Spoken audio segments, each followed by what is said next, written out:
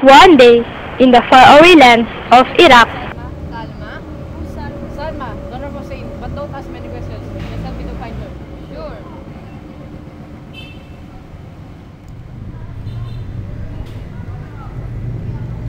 Does Hussein lives here and has a daughter Salma? No, I don't know what you're talking about. Thank you.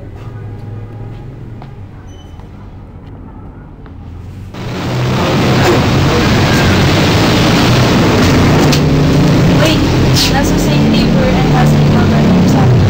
No, I don't know what you're talking about. Hey.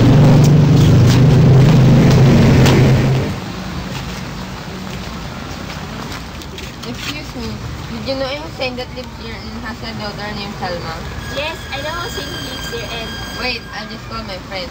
Ali, come here. Why, Job? Is there any problem? No, there's no problem, but probably a solution. This lady has told me that she know a Hussein that lives here. Really? Tell me everything about that Hussein. Sure, I know Hussein who lives here and she has a daughter. But her daughter doesn't name Salma and she died a year ago. Does he is the one you're looking for? No, but thank you. This is the fifth town that we have visited in search for her. Yet, no one could tell where she is. She is the daughter of the Arabs, and Arabs are as numerous as the grain of the sand in the desert. For she did not tell me where she lived. Two grains of sand may come together in a storm, but they are now parted. And what shall bring them back together? Such was your girlfriend and daughter, Ali.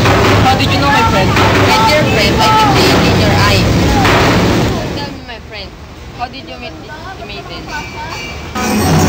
It happened that a great sandstorm sprang up, wherein the skies were blackened with sand, and the face of the sun was hidden from the world. I was making my way over the desert by following the wind's direction.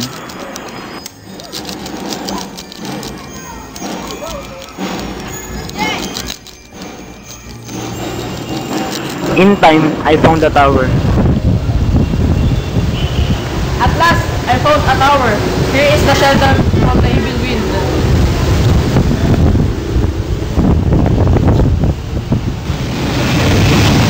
Hello, is there any people here?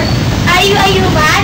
Or a genie? Or an evil spirit of the wind? I'm a human. What are you? I am also a human that I'm lost in this world.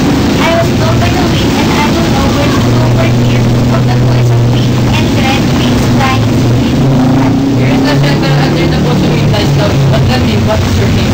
As to my name, I shall tell you nothing concerning it. As for you, I must not talk or have a conversation with you, since I am a maiden and you are a man. I greatly desired to learn her name and to talk with her. So, I led her to the edge of the tower. The whole of the air is full of sand and there's no space in which to stand. Not a particle of sand. Yes, it is indeed so. Does one grain of sand fear one another and avoid contact with it? Rather, grains of sand have no fear on one another with the wind. You and grains of sand are blown together by the wind. We cannot fear one another nor can we avoid each other, for this is our fate. My name is Salma. We spent the day in wholehearted conversation. How great your story was. Ali, finding Salma is insane because there are hundreds upon hundreds of Hussein and Salma in this world. I definitely like to help you, but I am tired and finding a maiden is nearly impossible. Take care and hope you'll find your own luck. Goodbye, my friend. Goodbye, Ali. the two men went their own way, and Ali continued his journey of finding Salma until the rain came to the world, and a river rose and burst over its bank. Ali came near to drowning in the flood. She was near to death in the flood, but a young woman plunged into the water and saved him. Ali was amazed to realize that the maiden who had saved him was Salma. Ali, when two grains of sand are blown together by the wind only blows them apart. But when two grains of sand can find one, they stay together and never be apart.